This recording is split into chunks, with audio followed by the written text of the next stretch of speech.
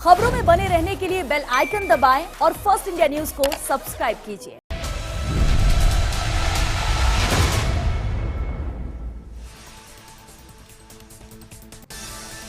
नमस्कार, स्वागत है आपका बिग फाइट लाइव में। आपके साथ मैं हूं श्वेता मिश्रा। सूबे का सियासी संग्राम विवेक की जंग में तब्दील होता नजर आ रहा है। सियासत के बाद अदावत, अदावत के बाद बगावत, बगावत के बाद अदालत और अब अदालत के फैसले का इंतजार बदस्तूर बरकरार है। एक बारगी लगा था कि हाईकोर्ट के फैसले के बाद सूबे की सियासी तस्वीर काफी हद तक साफ हो जाएगी, लेकिन हाईकोर्ट फैसला देती उससे पहले ही मामला देश की सबसे बड़ी अदालत में पहुंच गया। सुप्रीम कोर्ट ने भी मामले को हाथों हाथ लेते हुए सुप्रीम सुनवाई शुरू कर दी। केस की सुनवाई का आगाज तो हो गया, लेकिन अंजाम आता नहीं दिखा। मामले में जिरह, नजीरे और दलीलों का दौर तो शुरू हुआ, लेकिन फैसला फिर भी कोसों दूर दिखा। लिहाजा सुनवाई सोमवार को भी जारी रहेगी, लेकिन उससे पहले शुक्रवार को हाईकोर्ट अपना फैसला जारी करेगा। हालांकि सुप्रीम कोर्ट ने साफ कर दिया है कि हाईकोर्ट का फैसला सुप्रीम कोर्ट के फैसले के अधीन रहेगा, जिसके बाद हर किसी की नजरें टिक गई हैं सोमवार पर। हर किसी को है देश की सबसे बड़ी अदालत के फैसले का इंतजार। हर किसी के जहन में सवाल है हजार कि सूबे में किस करवट बैठेगा राजनीति का ऊंट, किसके हक में आएगा सुप्रीम फैसला और सोमवार को किस पर किस्मत होगी मेहरबान। खैर, कुल मिलाकर कहा जा सकता है कि फैसले का इंतजार है बरकरार, लेकिन सवाल ये कि किसका होगा सोमवार।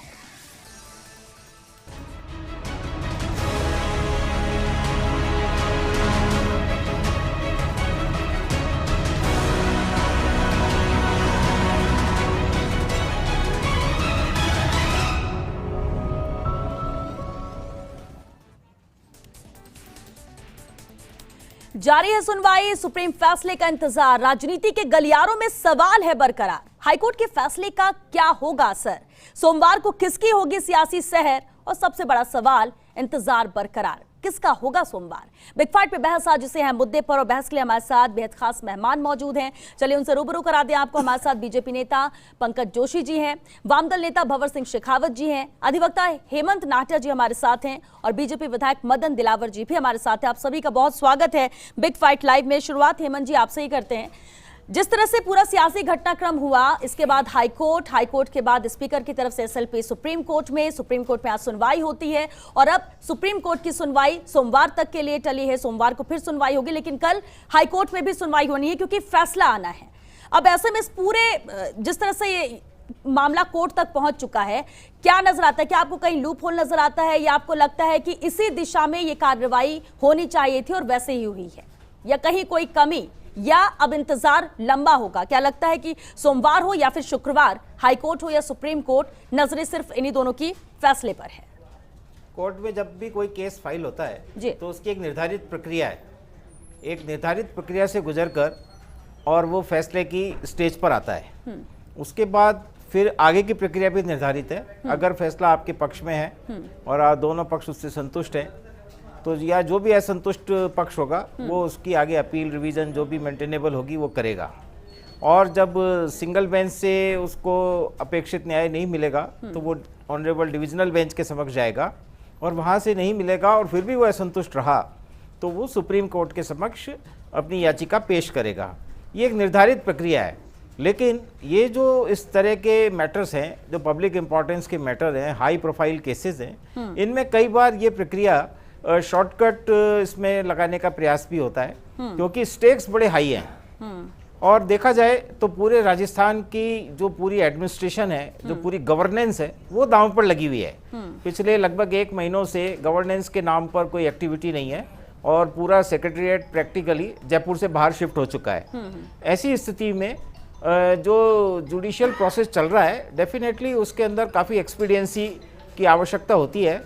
और जब फैसला 24 तारीख में रखा गया तो ये भी एक भ्रांति है। हो सकता है कि ये 24 तारीख को भी ये फैसला नहीं आए क्योंकि कोर्ट की कार्यवाही प्रत्येक क्षण किसी ना किसी डायरेक्शन के अंदर ट्रेवल करती है और उसमें प्रतिदिन प्रति क्षण कोई ना कोई डेवलपमेंट होते रहते हैं।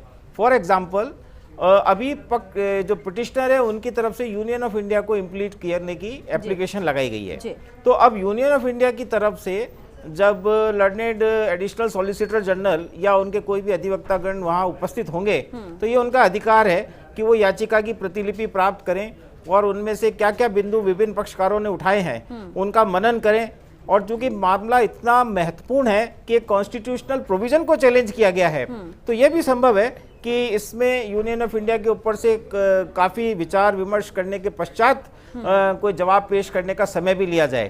तो ये सब परिस्थितियां हैं। यह संभव है कि वो सीधे ही उसमें बहस कर लें, यह भी संभव है कि वो उसमें याचिका की प्रति प्राप्त करके और फिर उसमें कोई नई तारीख निर्धारित करवाने की प्रार्थना कोर्ट से करें।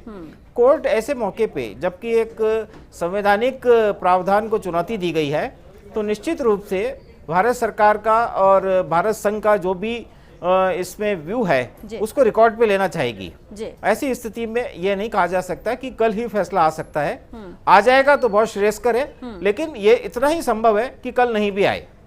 अच्छा, यानी हाई कोर्ट पे, क्योंकि इससे पहले जब 3 दिन का वक्त दिया गया था, कहा गया था सुनवाई पूरी हो चुकी है, फैसला सुरक्षित रखा गया है शुक्रवार को, यानी आप ये कह रहे हैं कि अभी कल से भी ऐसी संभावना लग रही कि कल फैसला ना आके ये आगे के लिए भी बढ़ सकता है, या इसकी वजह सुप्रीम कोर्ट में सुनवाई सोमवार को होना है, ये इस लिहाज से लग रहा है ऐसा? देखिए, ये एक अगर इसी व्यवस्था के अनुसार चला, जब तो सोमवार को ऑनरेबल सुप्रीम कोर्ट के समक्ष सुनवाई हो सकेगी, लेकिन जजमेंट हस्ताक्षर करने के समय तक कुछ ना कुछ डेवलपमेंट होते हैं, कुछ कोर्ट की क्वेरीज भी होती हैं। दोनों पक्षों के बहस सुनने के बाद, तर्कों के सुनने के पश्चात जब फैसला लिखाया जाता है, तो कई बार ऐसी कानूनी पेच उसमें उत्पन्न हो जाते हैं कि कोर्ट ये उचित समझती है कि उसका क्लैरिफिकेशन फैसला लिखने से पहले करवा लिया जाए। जैसा मैंने आपको बताया कि अब इसमें ये नया एंगल आ गया है कि यूनियन ऑफ इंडिया इंप्लीड हो गई है, तो अब उनका भी पक्ष रिकॉर्ड पर लिया जाएगा और उनसे भी पूछा जाएगा, उनसे भी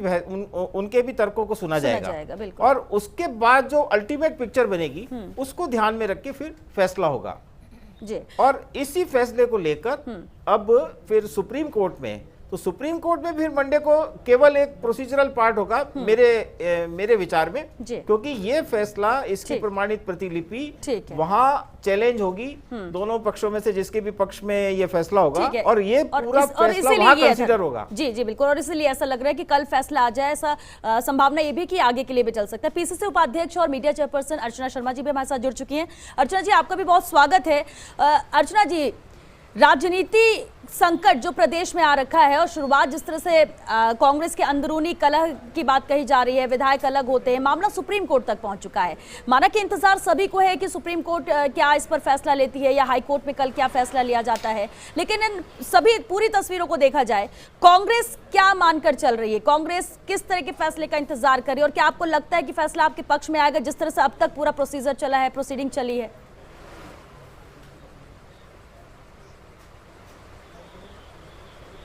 देखिए, 2 स्तर पर ये बातें हो रही है। एक तो उच्च न्यायालय में लंबित है और एक माननीय उच्चतम न्यायालय में। उच्चतम न्यायालय में जो मामला है वो स्पीकर महोदय का है, क्योंकि उन्होंने एक सिंपल सी बात कही है कि जब तक अनुरोध है तब तक कोई दिक्कत नहीं है। वो अपनी उस फैसले को टाल रहे थे, 3 बार उन्होंने ऐसा किया, लेकिन वो खुद एक ट्रिब्यूनल है और ऐसे में उनका क्षेत्राधिकार है जहां वो निर्णय लेने की उनके पास सारी क्षमताएं हैं। तो ऐसे में अगर उनको डायरेक्ट करने के लिए न्यायालय के माध्यम से आती है कोई बात, तो वो आपत्तिजनक और उसको लेकर के वो सुप्रीम कोर्ट में उन्होंने SLP दायर की है। इसी प्रकार से जो राजस्थान उच्च न्यायालय में जो मामला लंबित है, वो प्रकरण दूसरा मामला है, जिसमें कि जो डिस्ग्रंटल सेक्शन है कांग्रेस का, उससे जब शो कॉज नोटिस दिया गया तो होना ये चाहिए था कि वहाँ पहुँचते और आकर के स्पीकर जो महोदय हैं उनके पास अपना स्पष्टीकरण देते प्रस्तुत होकर के। वो करने की बजाय वो सीधे न्यायालय की शरण में चले गए। देखिए श्वेता जी, हमारा संविधान स्पष्ट रूप से कहता है कि जो स्पीकर है उनकी जो जुरिस्डिक्शन है उसमें ज़रूरी नहीं है कि वो लेजिस्लेटिव असेंबली के कंडक्ट को ही मॉनिटर करें।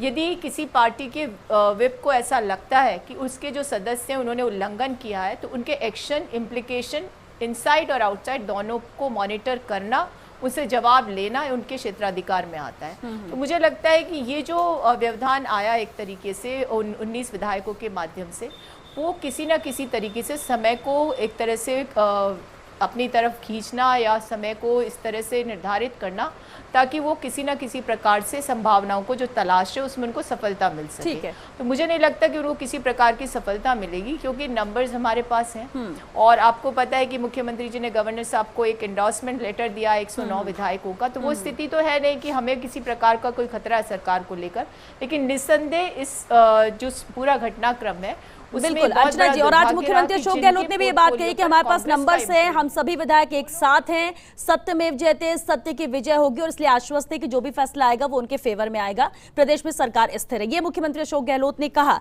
मदन दिलावर जी भी हमारे साथ हैं, बीजेपी विधायक हैं। मदन दिलावर जी, देखिए बीजेपी का डायरेक्टली कोई इस मामले से लेना देना नहीं है, ये बीजेपी के प्रदेश अध्यक्ष से लेकर तमाम नेता ये कह चुके हैं, तमाम विधायक ये कह चुके हैं, लेकिन जब स्पीकर की बात आती है तो उनकी मंशा पर सवाल बीजेपी उठाती है और उसकी वजह यह है कि बीएसपी विधायकों को लेकर जो आपने ही शिकायत यहां पर दर्ज की थी उसे लेकर सुनवाई नहीं हुई, ये आपका कहना है। लेकिन स्पीकर साफ कह रहे हैं, उनका कहना यही है कि जो होना चाहिए कार्रवाई वो हुई है, सबके सब आगे हैं और इसलिए इन्हें बीजेपी को पढ़ना चाहिए, ना कि इस पर सवाल उठाने चाहिए। अब दल बदल कानून को लेकर जरूर सवाल आप लोग उठा रहे हैं और इसीलिए आप लोग की नाराजगी भी है इस मामले को लेकर कि इसकी त्वरित सुनवाई होती है। अब जबकि मामला सुप्रीम कोर्ट तक पहुंच चुका है, क्या नजर आता है आपको कि इंतजार फैसले का आप लोगों को भी है कि सोमवार को क्या फैसला आता है और उसके बाद ही आगे का स्टेप, आगे की रणनीति बीजेपी की रहेगी?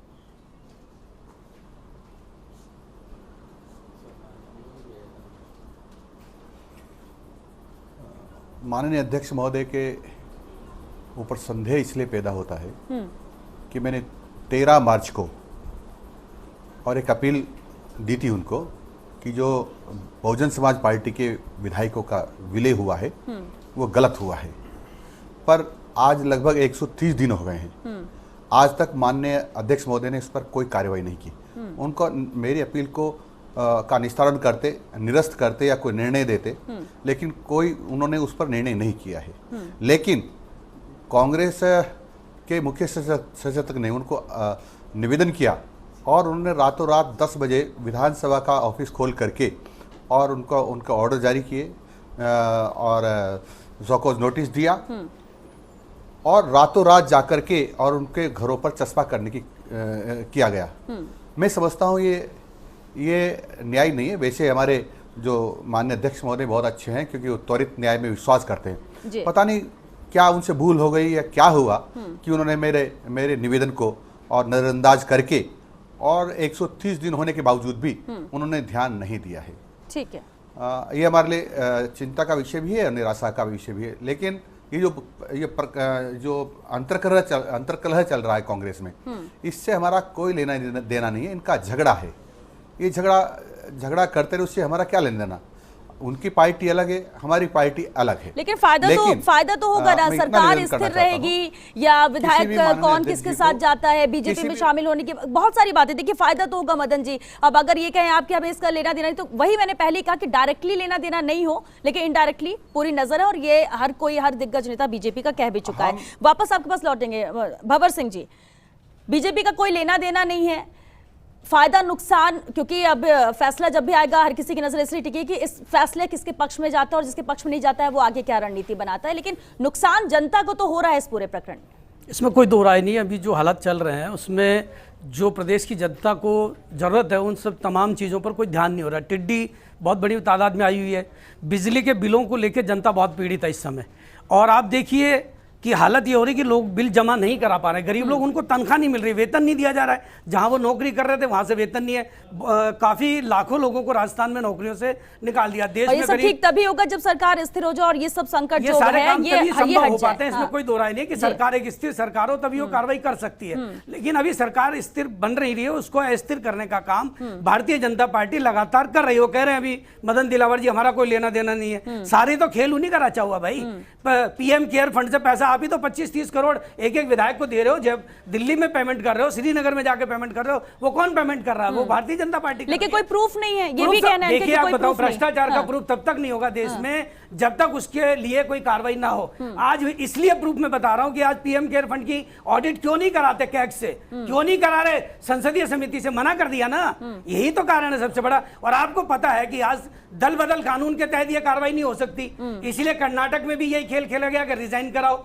आपने देखा मध्य प्रदेश में भारतीय जनता पार्टी ने उन तमाम विधायकों को बंधक बना के कर्नाटक में रखा, उनसे भी वही खेल खिलाया कि आप रिजाइन दे दो। वही खेल राजस्थान में खेलने का काम है। तो भारतीय जनता पार्टी पूरी तरह से इन्वॉल्व है। और आज आप लोकतंत्र की हत्या कर रहे हो, क्या सिखा रहे हो देश को? आज जो व्यक्ति अपनी पार्टी से भाग रहे हैं, पैसे के बल पे बिक रहे हैं। मैं कहता हूं सदस्यता समाप्त होनी चाहिए और चुनाव लड़के वापस आना चाहिए, तब पता लगे उनको कि हम किसके साथ में। इस तरह से सरकार देश में बनाना और सरकारों को अस्थिर करना, ये भारतीय जनता पार्टी लोकतंत्र को खत्म करने की ओर ले जा रही है, जिसका घोर विरोध पूरे प्रदेश में हो रहा है, जनता के अंदर। पंकज जोशी जी, भंवर सिंह शेखावत जी तो पूरी तरह से ये जो षड्यंत्र है और इसे लेकर पूरा ब्लेम बीजेपी पर ही डाल रहे हैं। देखिए, भंवर सिंह जी की कोई गलती नहीं है इसमें। भंवर सिंह जी को बिल्कुल ठीक लगता है क्योंकि खुद का बच्चा ठीक हो तो बढ़िया है, पड़ोसी का खराब है तो खराब है।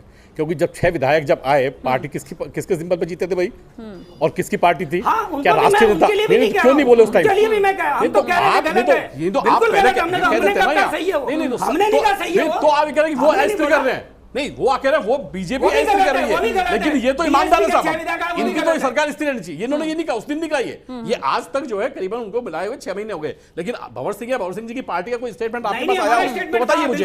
देखिए मैं आ रहा हूँ। ऐसा नहीं है। अब दूसरी बात सुनिए आप, अभी अर्चना जी ने कहा कि भाई हमें कोई चिंता नहीं है, हमारी बिल्कुल संख्या पूरी है, हमारे पूरा विश्वास है, सब कुछ है। अब आप मुझे बताइए सिक्योरिटी किसको चाहिए होती है? जिसको डर लगता है उसको, या जो बिल्कुल निर्भीक होता है उसको? अब मेरे पास तो मुझे कोई डर नहीं था, मेरे पास तो कोई सिक्योरिटी नहीं आई थी, लेकिन जेड प्लस सिक्योरिटी है। और ये जो सिक्योरिटी चलती है किसको चलती है? और ये होटल में बंद किस कारण से हैं? कोई सिक्योरिटी कारण से लेके भाग जाएगा इनको, या कोई लेके चल जाएंगे? लेकिन जिसकी जरूरत होती है वो ऐसे करता है, बचाते हैं अपने विधायक को, तो बचाने की कोशिश करते हैं। बीजेपी ने नहीं किया, ये भी तो नहीं है पंकज जी। मैं कह रहा हूँ कर्नाटक में पहले कौन लेके गया था भाई? महाराष्ट्र में कौन? चलिए पहले जो भी लेके गया, यानी दोनों पार्टी कर रही है ना, आप ये मान रहे हैं? जैसी स्थिति बनती है दोनों पार्टी कदम उठाती है, ये आप मान रहे हैं? अभी आप मैं इनके पीछे नहीं बोला था, थोड़ा सा सुन लेते हैं। ठीक है। देखिए मैं कह रहा हूँ कि आपको ये, और आपने खुद ने कहा कि 1.5 महीने से सरकार जो है होटल में चल रही है ना, कोरोना का कहर हो चाहे कोई हो। अब मुझे बताइए कि बीजेपी में यदि किसी आदमी को पीसीसी चीफ बनाते हैं, आप अपने आदमी को टिकट देते हैं, आप अपने आदमी को चुनाव जिताते हैं, और आप अपने आप को कहते हैं कि हमारी जो है 122-125 साल पुरानी पार्टी है, हमारे अनुशासन है, हमारे सिद्धांत है, हमारे सब कुछ है। अब आपके यदि ऐसी चीजों में यदि कुछ चीजें गड़बड़ होती हैं या कुछ होती हैं, तो इसको संभालने का जो वो है, वो काम जो है मुझे बताइए कि स्पीकर का है या पार्टी का है? और यदि स्पीकर का है तो फिर पार्टी का नेता क्या करता है? पहली बात। और आज मैं क्योंकि मैं ना तो मैं उस सम्मान्य जो है सदन का जो सदस्य कभी रहा ना कभी अभी तक हूं, तो मुझे उसकी परंपरा का पता नहीं। मैं स्पीकर साहब का भी आदर करता हूं और माननीय न्यायालय का आदर करता हूं, लेकिन जो आज माननीय गुलाब जी ने कहा वो बड़ी अच्छी बात कही। उन्होंने कहा कि क्या स्पीकर साहब, यदि ये विपक्ष की पार्टियों की कोई सभा बुलाई जाती अपने पार्टी कार्यालय में या उनके किसी घर पर, और यदि ऐसी स्थितियां होती तो क्या ये निर्णय कभी आज तक ऐसे कहीं किसी जगह लिए गए हैं क्या? और ऐसी चीजें आई हैं क्या? तो क्या ऐसी चीज होती क्या? चलिए ठीक है, तो जनता ही जानती है इस चीज को। बिल्कुल ठीक है, क्योंकि आपकी सरकार इसलिए आप कर रहे हैं। एक अहम बात है, अगर कम शब्दों में समझना चाहे, दल बदल कानून क्या है? क्योंकि बीजेपी से लेकर बसपा के जो 6 विधायक आए वो शामिल हुए, उससे लेकर बीजेपी सवाल उठा रही है। कहां पर गड़बड़ी हुई? बीएसपी के मैटर पर हम बात करें और दल बदल कानून को लेकर। देखिए, दल बदल एक बहुत छोटे से कानून के रूप में है जिसको संविधान की 10वीं अनुसूची कहते हैं। इसका जो मुख्य उद्देश्य था वो दल बदल के नाम पर जो जनप्रतिनिधियों में जो अनैतिकता आ गई थी, जो एक आर्थिक लाभ में या लोभ में दल परिवर्तन करके और उन्होंने अपना स्वार्थ साधना शुरू कर दिया था, तो उसको रोकने के लिए ये इंट्रोड्यूस किया गया था। संविधान में इसको ऐड किया गया है by way of an amendment. इसमें सिंपल 2 बातें हैं। पहला यह है कि वह व्यक्ति डिस्क्वालीफाई हो जाएगा जिसने स्वेच्छा से अपने राजनीतिक दल से त्यागपत्र दे दिया हो। दूसरा इसके अंदर बिंदु है, यदि उसने अपनी पार्टी की व्हिप का उल्लंघन किया और जो पार्टी के निर्देश से उसके विपरीत जाकर किसी को वोट दिया, या वोट देने वाले दिन वो एब्सेंट हो गया। ये 3 परिस्थितियां थी। पहला, स्वेच्छा से त्यागपत्र देना, व्हिप का उल्लंघन करना और अनुपस्थित होना, ये 3 परिस्थितियां थी। इन तीनों में एक पैरा 4 और है। पैरा 4 ये कहता है कि अगर किसी एमएलए ने अपने मूल राजनीतिक दल का त्याग किया है तो वो उस स्थिति में डिस्क्वालीफाई नहीं होगा जब उसका मूल राजनीतिक दल किसी अन्य राजनीतिक दल में विलय हो गया हो। Complete merger of his political party into other political party, और इस मर्जर को उसके राज्य के विधायक दल के 2/3 सदस्यों ने सहमति प्रदान कर दी हो। तो 2 पार्ट हो गए। पहला, merger of the original party, ठीक है, and it's consent by the 2/3 of the legislature party. इस केस में जो बहुजन समाज पार्टी का जो वर्तमान में जो केस है उसमें ये पूरी रिक्वायरमेंट उलट गई।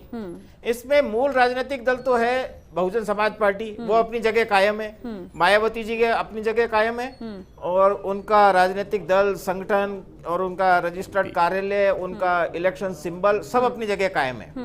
ये 6 विधायक स्पीकर साहब के समक्ष जाकर और ये कथन करते हैं कि हमने बहुजन समाज पार्टी का विलय इंडियन नेशनल कांग्रेस राजस्थान विधानसभा में कर दिया है। अब ये एक नया दल, एक काल्पनिक दल की कल्पना की गई जो नॉन एग्जिस्टेंट था, इंडियन नेशनल कांग्रेस राजस्थान विधानसभा। इस दल के अंदर मर्जर होना बताया गया, किसका? किसी स्थान पर तो बहुजन समाज पार्टी पूरी का और किसी स्थान पर बहुजन समाज पार्टी विधायक दल का।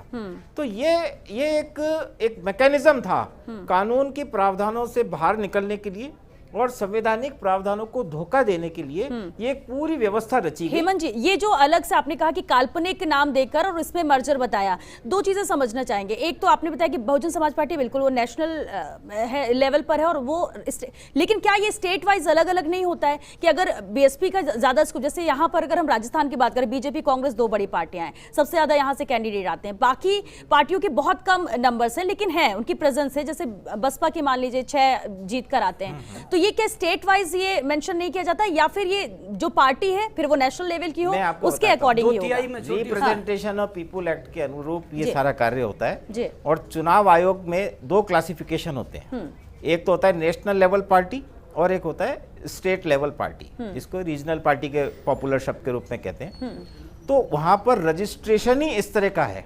नेशनल पार्टी वो रहती है जो कि पूरे इंडिया में अपने कैंडिडेट खड़े करती है और टोटल पोल्ड वोट्स का एक सर्टेन परसेंटेज जब उनको प्राप्त हो जाता है तब उनको नेशनली रिकॉग्नाइज किया जाता है। तो उनका एक सिंगल सिंबल होता है जो कि पूरे इंडिया में कॉमन होता है। तो ऐसी बहुत कम पार्टीज होती हैं और उनका एक पूरा ऑर्गेनाइजेशनल स्ट्रक्चर होता है। आप देखिए, अगर ऐसा हो कि विधायक दल ही पूरे दल को मर्ज करने लग जाएं, तो फिर उस पार्टी का तो अस्तित्व समाप्त हो गया। ठीक है, और इसीलिए इसे लेकर सवाल उठ रहे हैं। अर्चना जी, यही वजह है जिस तरह से अभी हेमंत नाहटा जी ने बताया कि दल बदल कानून क्या कहता है और उस आधार पर, हालांकि कांग्रेस के तरफ से बार-बार कहा कि 6 जो विधायक थे बसपा के वो शामिल हो गए हैं, तो इसमें सवाल उठता ही नहीं है। लेकिन ये एक रीजन है जिस वजह से बार बार बीजेपी सवाल उठा रही है और इस पूरे प्रकरण में यही बात कही जा रही है दल बदल को लेकर कि आखिर सुनवाई उनके मामले को लेकर अब तक क्यों नहीं हुई।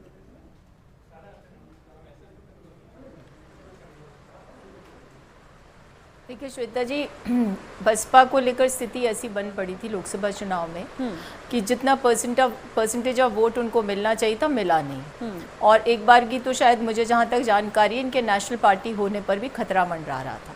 तो ये जो सारी चीज़ें होती है, मर्जर होता है, टेक्निकली और लीगली होता है। इसको चैलेंज करने की स्थिति में भारतीय जनता पार्टी नहीं है, इसलिए ये लोग बार बार इस मुद्दे को उठाते। कंप्लीट मर्जर हुआ, यहाँ सारे विधायकों का विलय हुआ कांग्रेस पार्टी में, उनके विधायक दल का। तो ये सारी चीज़ें स्टैंड करती हैं लीगली। लेकिन समस्या पता है कहाँ है? समस्या वहाँ है कि जहाँ जिन लोगों को, जैसे कांग्रेस के जो लोग हैं 19, उन लोगों को जनादेश कांग्रेस के सिंबल पर मिला और उन्होंने डिक्लेयर कर दिया कि कांग्रेस की सरकार या माइनॉरिटी में। तो ये क्या होता है आप मुझे बताइए? ये कंप्लीट कह सकते एक तरह से विप का उल्लंघन माना जाएगा। और ऐसी अवस्था में जब चीफ विप को ये अधिकार है कि वो स्पीकर से जाकर के कहें कि साहब अमुक अमुक नेता के संरक्षण में अमुक अमुक विधायकों ने ये दावा किया है कि हमारी पार्टी को ये माइनॉरिटी में बता रहे, यानी उल्लंघन किया उस पार्टी के सिंबल पर जीत करके। और तब तो असेंबली का सेशन भी नहीं था, फिर भी आप ऐसा काम करते हैं तो एक तरीके से आप अपनी सदस्यता जो उनकी है उस पर खतरा मंडराता है। और उस पर अधिकार है चीफ विप को कि स्पीकर से कहकर उन पर कार्रवाई करवाई जाए या उनको नोटिस दिलवाकर स्पष्टीकरण मांगा जाए। और ये सही था, इसीलिए तो वो जो डिस्ग्रंटल सेक्शन है उसने तुरंत अपना जो है बयान जारी किया कि साहब हम तो अभी भी कांग्रेस में, हमारी तो ये मांगे पूरी होनी चाहिए। देखिए श्वेता जी, पूरा प्रकरण पूरे भारत में आज चर्चा का विषय है। और चर्चा का विषय इसलिए क्योंकि जो लोग इस चीज को अंजाम दे रहे हैं वो उन अदृश्य ताकतों के बल पर दे रहे हैं जिनके पास बहुमत नहीं है। मैं विस्मित हो गई जब मैंने आज भाजपा के प्रदेश अध्यक्ष को सुना कहते हुए वही बात जो वो लोग कह रहे थे, हमारे जो साथी है और हमसे नाराजगी व्यक्त करके भाजपा के संरक्षण में ऐशो आराम कर रहे हैं हरियाणा सरकार के छत्र छाया में, और अभी तो पता नहीं कोई कहता है कर्नाटक भी पहुंच गए होंगे। तो जो प्रदेश अध्यक्ष है उन्होंने फिर एक इमेच्योर स्टेटमेंट दिया और कहा कि कांग्रेस की सरकार जो है अल्पमत में आ गई। भाई आपके पास तो बहुमत है नहीं, तो आप हमें कैसे अल्पमत में कह सकते हो? आपके जो लीडर ऑफ ऑपोजिशन है उन्होंने कभी नहीं कहा कि हमें फ्लोर टेस्ट करवाना है। ठीक है, बिल्कुल। और ये वो नकार भी रहे मदन दिलावर जी, क्योंकि वक्त भी खत्म हो रहा है। मदन दिलावर जी, अभी आपने सुना अर्चना शर्मा जी ने क्या कहा, और यही बातें हैं जो बीजेपी की तरफ से एक तरफ तो ये कहा जाता है, लेकिन सपोर्ट में जब बातें कहने की बात आती है तो सचिन पायलट और वो जो बाकी 19 बागी विधायक है उनके फेवर में बातें और वक्तव्य सामने आते हैं। एक तरफ तो ये कि हमारे कोई लेना देना नहीं, दूसरी तरफ क्योंकि ये मैटर पूरा अलग है, बीएसपी के विधायकों का विलय होना या नहीं ये एक अलग मैटर है, लेकिन आप लोग इससे भी इशू इस मामले को लेकर बना रहे हैं। ऐसे में क्या फायदा है बीजेपी को इससे? देखो, अभी अर्चना जी ने कहा कि उनके कम वोट मिले, ज्यादा वोट मिले। ये चुनाव आयोग तय करता है राष्ट्रीय पार्टी कौन होगी और रीजनल पार्टी कौन होगी। ये कौन होते तय करने वाले कि वो उसको कम वोट मिला, उसको उनका आशय था, कहा तो नहीं कि उसको रीजनल पार्टी मान करके हमने मर्ज कर लिया है।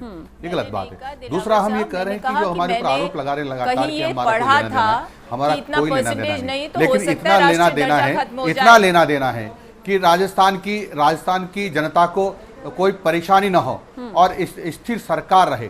यदि ये हम तो वेट एंड वॉच की नीति अपना रहे हैं, यदि ये लड़ झगड़ कर तोड़ते सरकार को, तो यदि राज्यपाल महोदय हमसे आग्रह करते हैं भारतीय जनता पार्टी से, तो निश्चित रूप से सरकार बनाएंगे। बिना सरकार के राजस्थान को थोड़ी रहने देंगे। और ये समझते हैं कि इनके बिना सरकार चलेगी नहीं, इनके बिना राजस्थान लेकिन इनके पास नंबर्स है, तो फिर तो ये अगर बीजेपी इंतजार कर रही है तो फिर तो व्यर्थ लग रहा है। ये बार बार यही बोल रहे हैं अर्चना जी, नंबर से आपके पास बार-बार आप बोल रहे हैं। दड़बे में बंद करके श्वेता जी, ये इनके पास नंबर्स की बात नहीं है। जैसे इन्होंने ये कहा लोग सचमुच में सरकार को गिराने की पूरी कवायद कर रहे हैं। तो उनको मानस सदस्य मानते हैं, गृह मंत्री लेकिन का इनको पूरा बकरा प्रश्न मानते हैं। है यदि इनको खुले छोड़ देंगे तो एक बकरा इनके पास नहीं बचेगा। ये भी इनके संरक्षण में दिलावर जी बोल रहे हैं, इसका मतलब ही यही है ना जो बात हम बोल रहे थे कि ये हथकंडे सारे अपना। लेकिन एक बात बताइए, भंवर जी एक बात बताइए, अब क्या मैटर रह गया कि बहुमत किसको दिया जनता ने? बहुमत किसको मिलता है? सरकार दूसरे राज्यों का उदाहरण देखें, दूसरे राज्यों का उदाहरण भी देखें। बाबर जी यही बात कह रहे हैं, यही बात कह रहे हो। आपने कहा ना बहुमत कितना वैल्यू रख रहा है, कितना वैल्यू रख रहा है जनता। श्वेता जी, आज इस बात का बयान नहीं आया और समझ ये बयान देते हैं अस्थिर करने का काम भाजपा का बयान बीजेपी कर रही है और कौन कर रहा है? प्रमाण है कि भाजपा। मेरे को इसकी उम्मीद कम है जी, क्योंकि एक जुडिशियल प्रॉपर्टी का इशू है, एक आपका इशू ऑनरेबल डिविजनल बेंच के समक्ष पेंडिंग है, एक आपकी कहानी सुप्रीम कोर्ट के समक्ष चल रही है जी। इन सबको बाईपास करके और एक नया मैकेनिज्म इन्वोक करना, उसकी मेरे को संभावना कम लगती है। हालांकि राजनेता हैं और राजनीतिक दलों की कार्रवाई है, इनके बारे में कोई बहुत ज़्यादा एक्यूरेट प्रिडिक्शन करना संभव नहीं होता है, लेकिन फिर भी मेरे को ऐसा लगता है कि शायद ये सुप्रीम कोर्ट तक मामला पहुंचने का इंतजार किया जाएगा।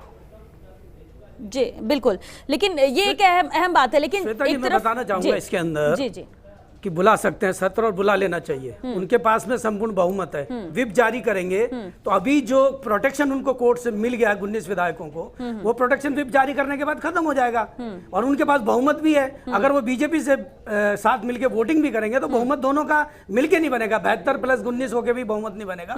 तो वो सत्र में बहुमत अपना सिद्ध कर देंगे और इन सबकी मेंबरशिप चली जाएगी। बुला लेना चाहिए। और हेमंत जी, और इन सबकी मेंबरशिप पॉसिबल नहीं खिलाफ जाएंगे, ये विप के खिलाफ जाएंगे ना, तो इनकी मेंबरशिप ठीक है, एक लाइन में खेल खत्म हो जाएगा। फिर सुप्रीम कोर्ट मुझे लगता है भंवर सिंह जी जो है बाकी विधायकों से मिलकर आ गए हैं, लेकिन मैं कह रहा हूँ कि आप जाकर के नहीं होगा क्या? हम तो नहीं हम तो ये कह रहे हैं कि जनता की अदालत में चाहे देश की अदालत में। ठीक है अर्चना जी क्लास कमेंट, जनता की अदालत देश के दोनों के फैसले मंजूर है। श्वेता जी, गवर्नेंस विधानसभा बिल्कुल बुला के ये तमाशा ये जो बात हो रही है ना, इसका ताल्लुक बिल्कुल अलग है। गवर्नेंस एक अलग पार्ट है, विधानसभा का सत्र आहूत करना अलग पार्ट है। एक वर्ग चला गया कोर्ट में क्योंकि उसकी सदस्यता का मामला हो गया, तो उन्हें पता था कि चलिए वक्त खत्म हो चुका है। अर्चना जी बहुत शुक्रिया आप सभी का इस चर्चा में शामिल होने के लिए। तो देखिए विधानसभा का सत्र आहूत करने की बात कही जा रही थी, मुलाकात राज्यपाल से हो चुकी है, संभावना जताई जा रही है कि सोमवार से हो सकता है, लेकिन कल हाईकोर्ट में अहम सुनवाई है, कल फैसला आने की उम्मीद यहां पर जताई जा रही है। टल भी सकता है फैसला, लेकिन उम्मीद है कल आ जाएगा, लेकिन सोमवार को सुप्रीम कोर्ट में भी यह सुनवाई जारी रहेगी। अब ऐसे में देखना होगा कि क्या स्थिति बनती है और कल का दिन भी बेहद अहम होगा कि हाईकोर्ट इसमें क्या फैसला सुनाता है। हालांकि जो फैसला होगा वो सुप्रीम कोर्ट के अधीन ही होगा और सोमवार का दिन किसका होगा इसके लिए इंतजार भी सोमवार तक करना होगा। चलिए इसी के साथ बिग फाइट लाइव में आज के लिए बस इतना ही। नमस्कार।